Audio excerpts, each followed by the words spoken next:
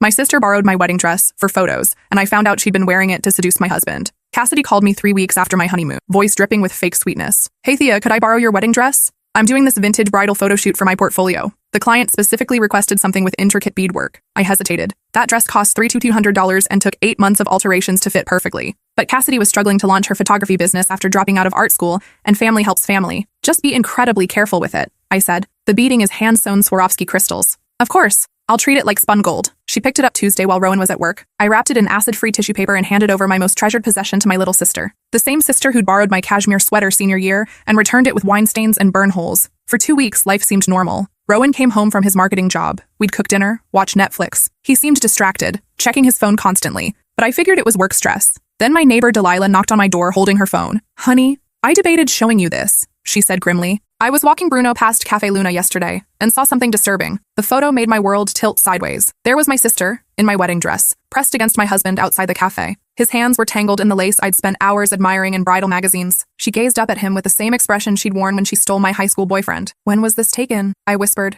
Yesterday around 2:15 p.m., Rowan had told me he was in client meetings all afternoon. That night, I pretended everything was normal, made his favorite salmon dinner, asked about his day. He described fictional meetings in vivid detail, lying smoothly. After he fell asleep, I checked his phone. The messages made me sick. Cassidy, wearing your wife's dress makes this even hotter. Rowan, you look better in it than she ever did. Cassidy, think she suspects anything? Rowan, she's too trusting. Always has been. It's pathetic. 23 messages over 2 weeks. Detailed meeting plans, explicit photos, cruel commentary about my naivety. They'd turned my wedding dress into a prop for their affair. The next morning, I drove to Cassidy's apartment using my spare key. My wedding dress hung in her closet, reeking of her perfume and his cologne. Behind her jewelry box, I found a hidden camera still recording. I scrolled through the memory card with trembling fingers. They'd documented everything. Multiple encounters. In my dress. But the videos dated back 6 months. Before my wedding. Before my engagement. In one video from 3 days before my bachelorette party, they were discussing their strategy. After the honeymoon, we'll be more careful, Rowan said. But once I get half her inheritance in the divorce, we can disappear together. My inheritance. The $847,000 trust fund I'd mentioned during our engagement. Cassidy giggled. She actually thinks you love her. It's almost tragic. Her stupidity is profitable, he replied.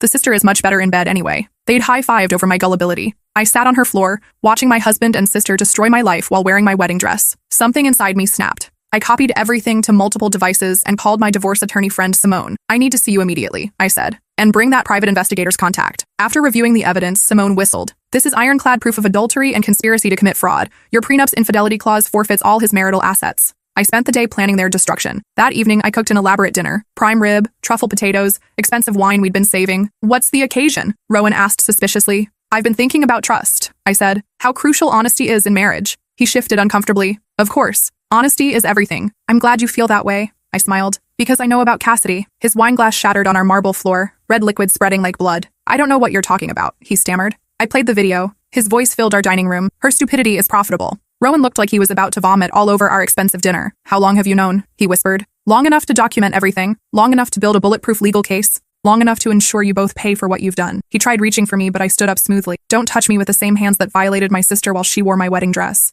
Thea, it's not what you think. It's exactly what I think. And worse. You married me for my money. You've been planning to divorce me and steal half my inheritance. You involved my sister to make it more devastating. His shoulders sagged in defeat. What do you want? Pack your things and leave tonight. Divorce papers will be served tomorrow, along with fraud charges. You can't prove fraud. I played another video showing them creating fake receipts, doctoring bank statements to make my inheritance appear as marital property. Actually, I can prove everything. He left that night with 2 suitcases. Everything else belonged to me according to our prenup. The next morning, I drove to Cassidy's with Mom and our cousin Valencia as witnesses. When she opened the door in a silk robe at 11 a.m., her face cycled through emotions. Surprise, confusion, then terror. We need to talk, I said, pushing past her. My wedding dress was draped over her couch like a discarded towel, wrinkled and stained. I found some interesting videos. I began calmly. Cassidy's mouth opened and closed like a fish. I can explain everything. You can't. There's no explanation for months of planning this betrayal. Mom stepped forward, her face harder than I'd ever seen it. Pack your things. You're banned from this family. Mom, please. I said pack. While Cassidy threw clothes into luggage, crying, I retrieved my dress. Lawsuit papers will be served Tuesday, I informed her. Alienation of affection? Conspiracy to commit fraud. Emotional distress. My attorney estimates $300,000 in damages. I don't have that money. Should have thought of that before destroying my marriage for entertainment. The divorce concluded 4 months later. Rowan got nothing due to the infidelity clause. Criminal fraud charges resulted in 18 months probation, $75,000 restitution, and a destroyed career. Cassidy's lawsuit took 8 months. Despite her expensive attorney arguing she wasn't responsible for Rowan's choices, the video evidence proved she was an active participant. We settled for $220,000 plus a 5-year restraining order, but the real devastation came from the social fallout. I'd strategically shared edited versions of their betrayal with key people in our social circle. Within weeks, everyone knew what they'd done. Rowan's colleagues at Hartwell & Associates were shown evidence of his fraud planning. He was terminated immediately, and word spread throughout the marketing industry. No respectable firm would hire him. Cassidy's Art World connections received anonymous packages containing screenshots of her participating in inheritance fraud. Gallery owners who'd been considering her work suddenly stopped returning calls. Her photography clients discovered her history of betraying family members and canceled contracts. I attended every court hearing, watching them squirm as their lawyers tried defending the indefensible. Rowan's attorney attempted arguing temporary insanity, while Cassidy's claimed she was manipulated. The judges weren't buying it. The most satisfying moment came during Rowan's sentencing hearing. The prosecutor read aloud from their videos. "Her stupidity is profitable." The courtroom gasped. The judge increased his restitution by $25,000. Meanwhile, I was rebuilding my life methodically. I kept my job at the design firm but started freelancing on weekends, using my divorce settlement to invest in a small studio space downtown. Without Rowan's expensive tastes draining our accounts, I had more money than ever before. I also started therapy with Dr. Morrison, a specialist in betrayal trauma. She helped me understand that Cassidy's behavior wasn't sudden. There'd been red flags throughout our childhood that I'd ignored. Narcissists often target family members because of existing trust, Dr. Morrison explained. Your sister saw your happiness and wanted to destroy it simply because she could. Through therapy, I realized Cassidy had always competed with me. When I got into honor society, she suddenly developed an interest in academics. When I started dating seriously, she'd flirt with my boyfriends. When I announced my engagement, she immediately started dating older, wealthy men. The inheritance revelation made perfect sense in retrospect. Cassidy had always been obsessed with money, but terrible at managing it. She'd maxed out multiple credit cards in college, borrowed thousands from dad that she never repaid, and constantly complained about her financial struggles. Mom was devastated by the betrayal, but not entirely surprised. During one of our weekly dinners, she admitted she'd suspected something was wrong with Cassidy for years. She never showed genuine remorse for anything, Mom said, picking at her salad. When she broke your grandmother's vase at Christmas, she blamed the cat. When she crashed your car in high school, she claimed someone hit her in the parking lot. She always had excuses. Dad struggled more with the situation. Cassidy had always been his favorite, his little artist who could do no wrong. Accepting that she'd orchestrated such an elaborate betrayal required him to reevaluate 28 years of parenting decisions. I enabled her, he admitted during one painful conversation. Every time she got in trouble, I bailed her out. I never made her face real consequences. My extended family's reactions were mixed. Some relatives thought I was being too harsh, suggesting families should forgive family regardless of circumstances. Others were horrified by what Cassidy had done and fully supported cutting her off. Aunt Priscilla, Mom's sister, was particularly vocal in her support. "That girl has been trouble since she was small," she declared at Easter dinner. "Remember when she convinced little Timothy to steal money from the church collection? Or when she spread those rumors about cousin Melissa sleeping around? This is just her finally showing her true colors." Uncle Gabriel disagreed. "She's still family. People make mistakes. Maybe she was just jealous and acted impulsively." I shut that down immediately. Months of planning isn't impulsive. Recording themselves wasn't impulsive. Stealing my inheritance wasn't impulsive. She's not a confused child. She's a 30-year-old woman who chose to destroy my life for money. The family dinners became tense affairs.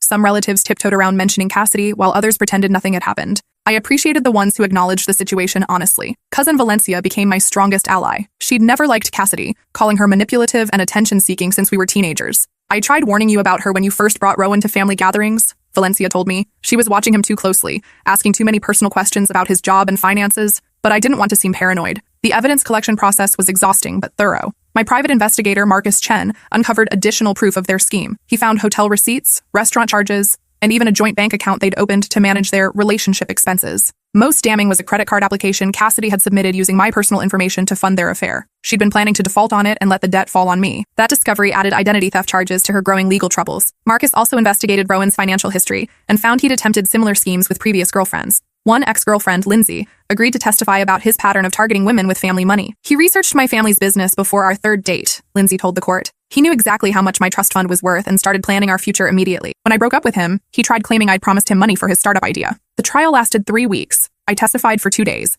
walking the jury through the timeline of discovery and the emotional impact of their betrayal. My voice stayed steady as I described finding my wedding dress defiled in Cassidy's apartment, but I let tears fall when explaining how they'd mocked my trust. Rowan's testimony was pathetic. He claimed he genuinely loved me initially, but fell for Cassidy's manipulation. His lawyer presented him as a victim of her seduction, ignoring the evidence that he'd initiated contact and planned the inheritance fraud. Cassidy's testimony was even worse. She cried dramatically, claiming she'd been trying to protect me from Rowan's true nature by exposing him. When confronted with video evidence of her participating in fraud planning, she claimed she was playing along to gather evidence. The jury deliberated for 6 hours. They found both defendants guilty on all counts and awarded me $340,000 in damages, more than my attorney had requested. But the money couldn't repair the psychological damage. I struggled with trust issues that affected every relationship. When grocery store clerks were overly friendly, I wondered what they wanted. When coworkers complimented my work, I analyzed their motives. Dr. Morrison helped me work through the paranoia systematically. We practiced distinguishing between reasonable caution and unhealthy suspicion. She taught me to identify genuine kindness versus manipulation tactics. Your hypervigilance is a normal trauma response, she explained, but staying in constant defense mode will prevent you from forming healthy connections. 6 months after the trial ended,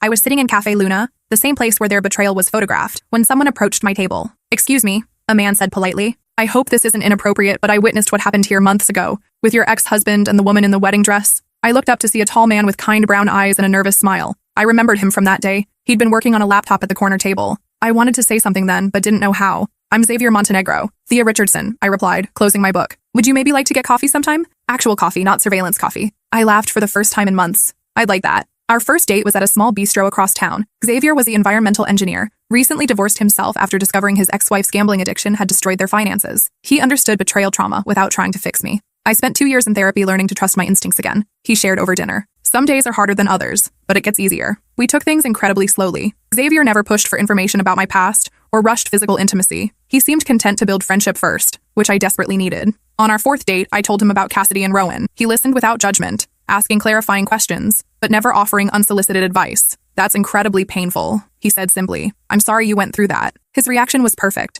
acknowledging my pain without trying to minimize it or fix it. We dated for 8 months before I introduced him to my family. Mom adored him immediately, impressed by his genuine interest in her garden and his patient answers to Dad's engineering questions. "He looks at you the way your father looked at me when we were young," Mom whispered, while Xavier helped Dad examine a broken irrigation timer. At our 1-year anniversary dinner, Xavier surprised me with a small velvet box. My heart stopped. I wasn't ready for an engagement ring, but inside was a key. "It's to my apartment," he said. "No pressure to move in, but I wanted you to know you're always welcome, whenever you're ready." I cried, overwhelmed by his patience and understanding. We moved in together 6 months later. Xavier never suggested I get rid of my separate savings account or pressured me to merge our finances completely. He understood my need for financial independence after what I'd experienced. Meanwhile, updates on Cassidy and Rowan's situations occasionally reached me through family or social media. Neither was doing well. Rowan had moved back with his parents after losing 3 jobs in succession. His criminal record made employment difficult, and the restitution payments consumed most of his income. He'd developed a drinking problem and gained significant weight, according to mutual acquaintances. Cassidy's situation was arguably worse. The alienation of affection lawsuit had destroyed her credit,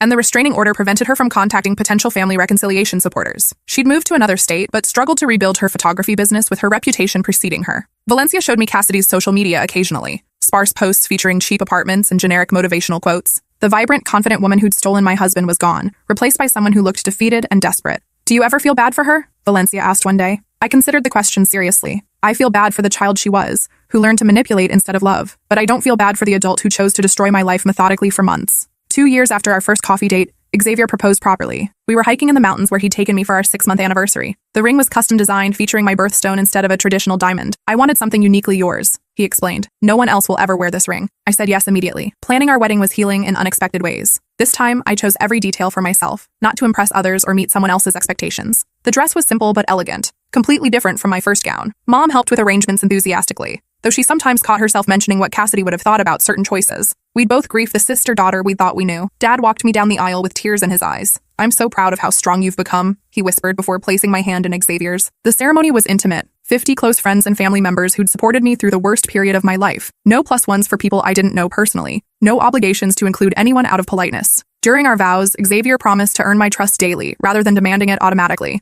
I promised to communicate my needs clearly, rather than assuming he could read my mind. "Some people find their soulmates immediately," I said. "I had to lose everything first to recognize the real thing, but I'm grateful for that journey because it led me to you." The reception was perfect. Good food, better music, and people who genuinely cared about our happiness. No drama, no hidden agendas, no secret recordings. We honeymooned in New Zealand, far from everyone who knew our history. For 2 weeks, we were just Xavier and Thea, newlyweds exploring a beautiful country together. When we returned, I made a decision that had been brewing for months. I donated my original wedding dress to a nonprofit serving women leaving abusive relationships. "Someone should have a beautiful wedding in this dress," I told the coordinator. "Someone who deserves happiness." A month later, I received a photo in the mail. A young woman stood radiant in my dress, beside a man who looked at her like she was his entire world. The thank you note read, "I never could have afforded something this beautiful. Thank you for believing someone like me deserved to feel like a princess." I framed the photo and hung it in our hallway, a reminder that beauty could emerge from betrayal. 3 years into our marriage, Xavier and I started discussing children. The topic terrified me initially. What if I repeated my parents' mistakes with Cassidy? What if I failed to protect my children from manipulative people?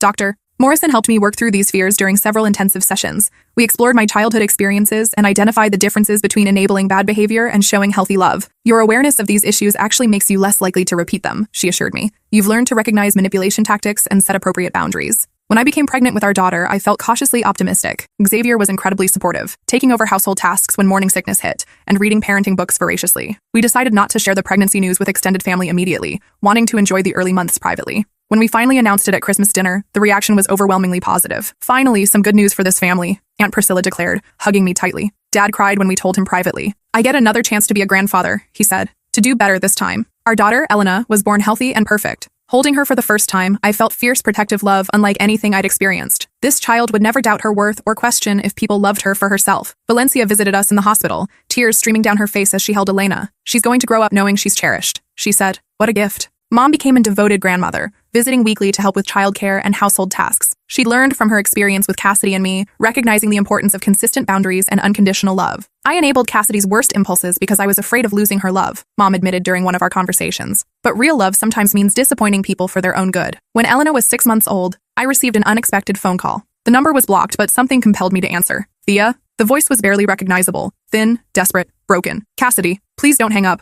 I know I have no right to call, but I'm dying. Literally dying. Liver cancer, stage 4. The doctors say I have maybe 2 months. My hand trembled holding the phone. What do you want? I want to apologize. Really apologize. Not the fake bullshit I tried during the trial. I want you to know I'm sorry for everything. You violated the restraining order by calling me. I know. I don't care about legal consequences anymore. I just need you to know I understand what I did was unforgivable. I destroyed your life for money I didn't even get to enjoy. I was jealous of your happiness and wanted to take it away. There's no excuse. I sat in silence, processing her words. Part of me wanted to hang up immediately. Another part needed to hear what she had to say. I'm not asking for forgiveness, she continued. I don't deserve it. I'm asking you to live your life fully and not let what I did poison your happiness forever. You're a good person, Thea. You deserved better than what I gave you. Is this why you called? To ease your conscience before you die? Maybe partially, but mostly because I love you. Despite how horribly I've treated you, you were the best sister anyone could have asked for, and I repaid your kindness with betrayal. I'm sorry. She hung up before I could respond. I sat staring at my phone for 20 minutes. Elena sleeping peacefully in my arms. Xavier found me there when he came home from work. Everything okay? He asked, immediately sensing my distress. I told him about the call. He listened thoughtfully, then sat beside me on the couch. How do you feel about it? He asked. Confused, angry, sad, relieved maybe? She finally took real responsibility instead of making excuses. Do you believe she meant it?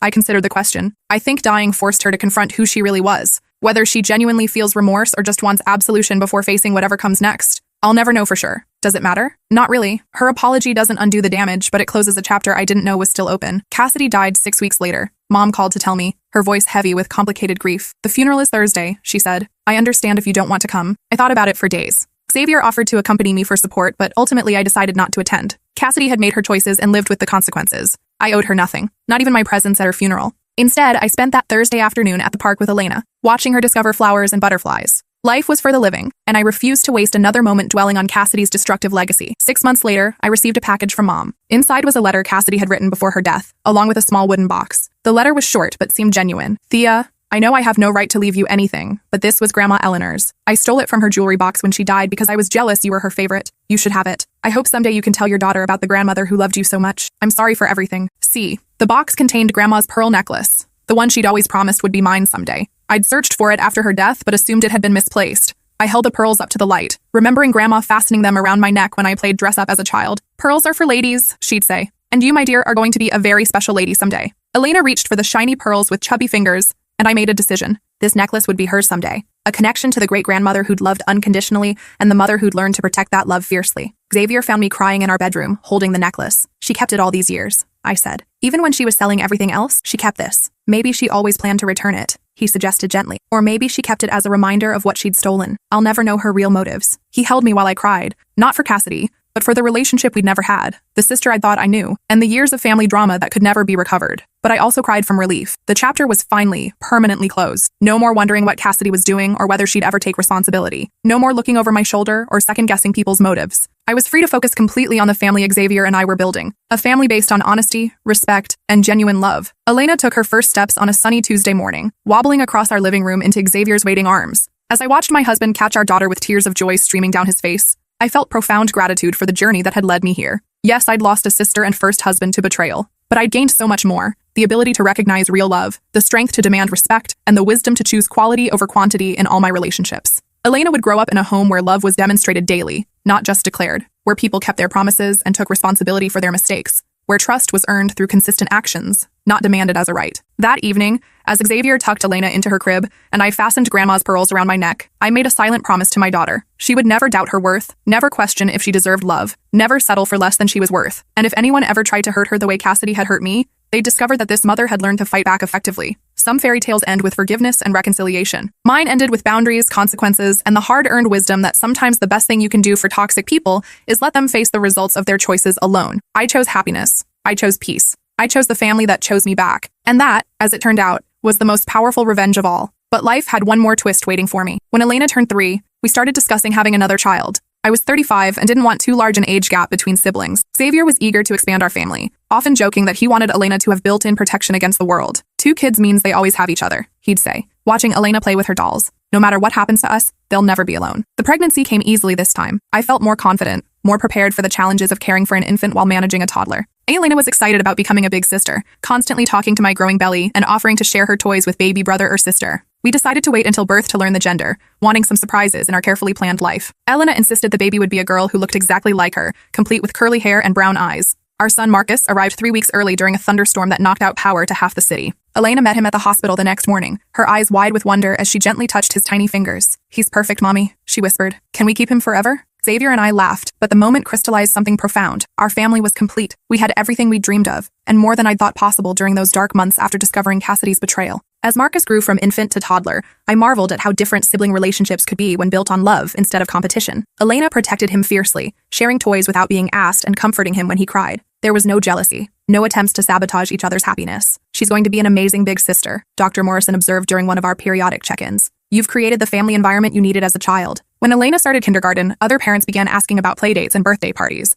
I found myself scrutinizing every family, looking for red flags that might indicate toxic dynamics. Was that mother too competitive about her child's achievements? Did that father make inappropriate comments about other people's marriages? Xavier gently reminded me that not everyone harbored hidden agendas. "Most people are just trying to raise their kids well, like us," he said. "You can't protect Elena from every possible hurt, but you can teach her to recognize healthy relationships." Slowly, carefully, I began building a social circle of genuinely kind families. We found our tribe among other parents who valued honesty, supported each other through challenges, and celebrated successes without jealousy. When Elena turned 6, she asked the question I'd been dreading. "Mommy, why don't I have an aunt like Maya's mom has?" I'd prepared for this moment through conversations with Dr. Morrison and Xavier. We'd agreed to tell age-appropriate truth rather than creating elaborate lies that would crumble later. "I had a sister once," I told Elena as we sat in her bedroom, "but she made some very bad choices that hurt our family. Sometimes adults do things that are so harmful. We have to stop spending time with them to keep ourselves safe." Elena considered this seriously. "Was she mean to you?" "Yes, sweetheart, she was very mean in a way that can't be fixed with apologies." "I would never be mean to Marcus like that," Elena declared with the absolute certainty of childhood. "I know you wouldn't," I said, kissing her forehead. "You have a kind heart." As the children grew older, their questions became more sophisticated. Elena, now 8, asked why Grandma sometimes looked sad when other families talked about all their relatives. "Losing someone you love is always hard," I explained, "even when you know it was the right choice for your safety." "Do you miss her?" Elena asked. I thought carefully about my answer. I miss the sister I thought she was. But I've learned that missing someone doesn't mean you should let them hurt you again. This became a recurring theme in our family discussions. The difference between forgiveness and enabling, between love and allowing abuse, between family loyalty and personal safety. When Marcus turned 5, he brought home a school worksheet asking students to draw their family tree. He'd carefully drawn Xavier and me, Elena, both sets of grandparents, Valencia, and even Delilah and Bruno. "Where's your sister?" his teacher had written in the margin. That evening, Marcus asked why his teacher thought I should have a sister. "Some families have lots of people and some have fewer," I explained. "What matters is that everyone in our family loves and takes care of each other." "Like how Elena takes care of me?" he asked. "Exactly like that." Meanwhile, updates about Rowan occasionally filtered through mutual acquaintances. He'd married again, a woman 20 years his senior with substantial assets. The marriage lasted 8 months before she discovered his history and filed for divorce, citing fraud and emotional abuse. He'd attempted to contact me twice over the years, once through a fake social media account, claiming he wanted to make amends and asking if we could meet for coffee. I blocked the account immediately and screenshotted everything for my records. The second attempt came through his mother, who called my office claiming Rowan was in therapy and needed closure to complete his healing process. "Tell him his closure isn't my responsibility," I told her. "He chose his path. I've chosen mine." I also learned that he'd tried contacting other ex-girlfriends with similar requests for forgiveness meetings. None of them responded positively. Apparently, his pattern of targeting wealthy women for financial gain was well documented among his former social circle. His parents eventually moved to Florida to escape the local gossip about their son's criminal behavior. His father's business suffered when clients learned about the family's legal troubles, forcing them to sell and relocate. The ripple effects of Rowan and Cassidy's choices continued spreading years after their initial crimes. Their decisions hadn't just hurt me, they damaged multiple families, destroyed business relationships, and created lasting mistrust in our community. When Elena turned 10, she expressed interest in photography, setting up elaborate scenes with her dolls. and asking Xavier to help her edit pictures on his computer. My initial reaction was pure panic, memories of Cassidy's supposed photography career flooding back. Photography is just a tool, Dr. Morrison reminded me during an emergency session. It's not inherently good or bad. Cassidy used it for manipulation, but Elena might use it for beauty or storytelling. With Xavier's encouragement, I enrolled Elena in a children's photography class at the local community center. Watching her genuine excitement about capturing images of flowers and pets, I realized I was projecting my trauma onto an innocent interest. Look, Mommy. Elena showed me a picture she'd taken of Marcus building a sandcastle. I got the exact moment he was concentrating so hard his tongue was sticking out. The photo was actually quite good, well composed and capturing a genuine moment of childhood joy. Nothing like the calculated, manipulative images Cassidy had specialized in. I began to see healing in allowing Elena to pursue her interests without the shadow of my past experiences. She was her own person, not a potential replica of her aunt's worst qualities. For Elena's 11th birthday, we threw a big party in our backyard with 12 of her closest friends. I watched her interact with the other children, kind, inclusive, generous with her belongings. When one girl spilled juice on her new dress, Elena immediately offered her own sweater and helped clean up without making the other child feel embarrassed. She has good instincts about people, Valencia observed, watching Elena comfort a younger cousin who'd scraped his knee. She knows how to care without giving up her own boundaries. This was the child I'd raised. Empathetic but not naive, kind but not pushover, loving but not desperate for approval. Everything I'd wished I could have been at her age. When Marcus turned 7, he announced he wanted to be a lawyer when he grew up, to help people who get hurt by bad guys. His sense of justice was fierce but not vindictive. He wanted to protect, not punish. Some people do bad things because they're hurting inside, he told me one day after watching a movie about bullying, but that doesn't make it okay to hurt other people. His emotional intelligence astounded me. At 7, he understood concepts that had taken me decades to learn through therapy and painful experience. The children's school counselor called both Xavier and me in for a conference when Elena was in 6th grade. I panicked, immediately assuming she was displaying concerning behaviors that indicated psychological damage from our family's history. Elena is one of the most emotionally mature students I've worked with, Mrs. Rodriguez told us. She has exceptional empathy, but also healthy boundaries. When another student was being bullied, she intervened appropriately and then reported the situation to adults. When a friend tried pressuring her to cheat on a test, she refused without being judgmental. Is something wrong? I asked, confused by the meeting's purpose. Nothing's wrong. I wanted to commend your parenting approach. Elena feels secure in your love but also understands that actions have consequences. That's a difficult balance to achieve. Driving home, Xavier reached over and squeezed my hand. You've given them everything you didn't have. Unconditional love with clear expectations, protection without overprotection, trust earned through consistency. We've given them that, I corrected. I couldn't have done this alone. Maybe not. But you chose to break the cycle of dysfunction in your family line. That took incredible courage. When Elena turned 12, she asked if she could see photos from my first wedding. The question caught me off guard. I'd hidden or destroyed most evidence of that period in my life. Why do you want to see them? I asked carefully. I found one picture in Grandma's album, she explained. You looked really happy, but also different, sadder somehow, even though you were smiling. I dug through storage boxes until I found the wedding album I'd forgotten about. Looking at the photos with Elena, I could see what she meant. My smile in those pictures was beautiful, but brittle, like glass that would shatter with the wrong touch. I was happy that day, I told her, but I didn't really know myself yet. I was trying to be who I thought other people wanted me to be. Do you know yourself now? She asked. Much better. And I like who I am now more than who I was then. Elena studied a photo of me with Cassidy at the reception. Your sister was really pretty. Yes, she was. Beauty on the outside doesn't always match what's inside, though. I know. Like how some of the popular kids at school are actually mean if you get to know them. My daughter's wisdom continued to amaze me. She was learning lessons I'd taken decades to understand. When Marcus turned 8, he came home from school upset because a classmate had told him that families who'd experienced trauma were broken and would always have problems. Are we broken, Mom? He asked, tears in his eyes. No, sweetheart. We're resilient. That means we learned how to heal and become stronger. Some families never face any big challenges, but when they do, they don't know how to handle them. We've already proven we can get through difficult times together. So we're like superheroes? He asked, perking up. Exactly like superheroes. Our superpower is taking care of each other. That conversation prompted a family discussion about our history that was more detailed than previous ones. Elena, now 13, was old enough to understand more complex concepts about betrayal, financial crime, and family dynamics. Your aunt and my first husband made choices that hurt people, I explained. They chose money and selfishness over love and family. But their bad choices taught me what really matters and helped me recognize when someone truly loves me. Like Dad? Marcus asked. Like Dad. And like all of you. Elena had been quiet during most of the conversation. Finally, she asked, do you think she ever regretted it before she died? I think she did. She called to apologize before she passed away. But regret doesn't undo damage. That's why it's so important to think carefully before making choices that could hurt other people. I'm glad she's not in our family, Elena said firmly. We're better without people who lie and steal. Her certainty was reassuring. She understood the difference between blood relations and chosen family, between forgiveness and restoration, between compassion and enabling. As Elena entered high school, she began dating, a development that activated every protective instinct I'd developed. I watched her interactions with boys carefully, looking for signs of manipulation or pressure. Her first boyfriend, Connor, was a polite sophomore who played violin and volunteered at an animal shelter. When he brought her flowers for their 1-month anniversary, I approved of his thoughtfulness but worried about love-bombing tactics. Mom, you're being paranoid, Elena told me after I grilled Connor about his future plans during dinner. He's just a nice guy who likes me. How do you know the difference between genuine interest and manipulation? I asked. Elena rolled her eyes but answered seriously. He doesn't try to pressure me into anything. He listens when I talk. He has his own friends and interests instead of making me his whole world. He treats service workers respectfully. He's never asked about our family's money or what kind of car Dad drives. I realized my daughter had inherited my hard-earned wisdom about recognizing healthy relationship patterns. She could identify red flags I'd missed at her age because I taught her what to look for. The relationship lasted 6 months before ending amicably when Connor's family moved to another state. Elena was sad but not devastated, maintaining perspective about teenage romance that impressed me. It was good while it lasted, she told me. But I'm not ready for anything super serious anyway. I want to focus on school and photography. Her photography had evolved into genuine artistic talent. She'd won several contests and was building a portfolio for college applications. Unlike Cassidy's calculated, manipulative images, Elena's photos captured authentic emotions and natural beauty. When she was 15, Elena asked if she could enter a photo in a contest that would be displayed publicly if she won. The subject was family love, and she'd captured Xavier teaching Marcus to ride a bike while I watched from the porch, laughing at their silly jokes. "Are you sure you want our family in a public display?" I asked, old fears about privacy and safety surfacing. "Mom, we're not hiding anymore," Elena said gently. "We're a normal family now. Normal families share their happiness." She was right. Somewhere along the way, we'd stopped being defined by what had happened to us and started being defined by what we'd built together. Elena won the contest. The photo appeared in the local newspaper with a caption about celebrating family bonds. No one connected us to the scandal from over a decade earlier. We were just another happy family worth celebrating. As Marcus entered middle school, he showed signs of inheriting his father's analytical mind and my protective instincts.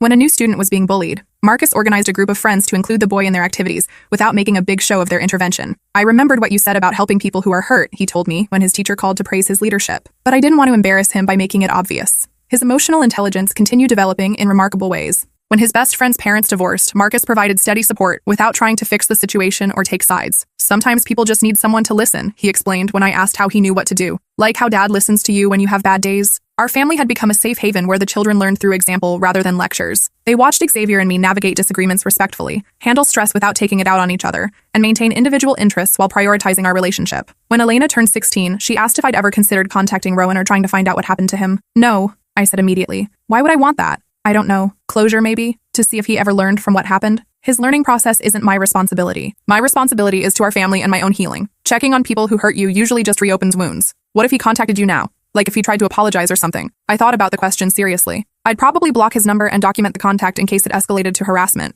I don't owe him forgiveness, and I definitely don't owe him a chance to feel better about what he did. Elena nodded thoughtfully. "That makes sense. You've moved on, but that doesn't mean you have to give him space in your life again." These conversations were preparing Elena for adulthood in ways I'd never been prepared. She understood concepts about boundaries, self-protection, and healthy relationships that would serve her well in college and beyond. When Marcus turned 10, he surprised us by asking if we could foster a dog from the local animal shelter. His reasoning was characteristically thoughtful. "Some dogs get hurt by bad people and need time to learn that not all people are dangerous. Maybe we could help one learn to trust again." The parallel to our family's healing journey wasn't lost on any of us. We adopted Luna, a 3-year-old golden retriever who'd been rescued from an abusive situation. Watching the children patiently work with her, building trust through consistency and kindness, I saw our own recovery reflected in her gradual transformation from fearful to confident. Elena's senior year of high school brought college application stress and decisions about her future. She'd been accepted to several schools with strong photography programs, but she'd also discovered an interest in psychology through volunteering at a crisis hotline. "I want to help people who've been through trauma," she told me. "Maybe combine photography therapy with traditional counseling." Her career goals were clearly influenced by our family's experience, but in a positive way. She wanted to use what she learned about healing to help others. "Are you sure that's not too emotionally heavy?" I asked. "Working with trauma survivors can be draining." "Mom, I grew up watching you heal and rebuild your life. I know it's possible to get through terrible things and come out stronger. I want to help other people find that strength." I realized my daughter had learned the most important lesson of all, that surviving trauma could become a source of purpose rather than just pain. As Elena prepared for college, Marcus began showing interest in the legal system that had played such a significant role in our family's story. He read about criminal justice and civil rights, asking sophisticated questions about how laws protected vulnerable people. "Someday I want to be the kind of lawyer who helps families like ours," he told Xavier during a father-son conversation. "People who get betrayed by the people they trusted most." Both children had found ways to transform our painful history into motivation for helping others. They weren't defined by what had happened to our family, but they weren't ignoring it either. They'd integrated the experience into their developing sense of purpose. On Elena's 18th birthday, I gave her Grandma Eleanor's pearl necklace, earlier than I'd originally planned, but she was already the woman I'd hoped she'd become. "These belong to your great-grandmother, who loved unconditionally but never accepted disrespect," I told her as I fastened the clasp. "Wear them when you need to remember that you deserve to be treated with kindness." Elena touched the pearls reverently. "I'll save them for important moments, like graduation, or my wedding, or whenever I need to remember where I came from." "You came from love," I told her. "Everything before you was just preparation for the family we have now." As I watched my daughter admire her reflection in the mirror, wearing the necklace that connected her to generations of strong women, I felt the final piece of healing click into place. I'd not only survived Cassidy and Rowan's betrayal, I'd transformed it into something beautiful. I'd raised children who understood the difference between love and manipulation, who knew their worth wasn't negotiable, who would never accept betrayal as the price of family loyalty. The cycle was broken. The healing was complete. The story had a genuinely happy ending, not because the pain was erased, but because something better had grown from the broken pieces. Sometimes the best revenge really is living well. But even better than that is raising the next generation to recognize their worth and demand the love they deserve. And that, I realized, was the true victory.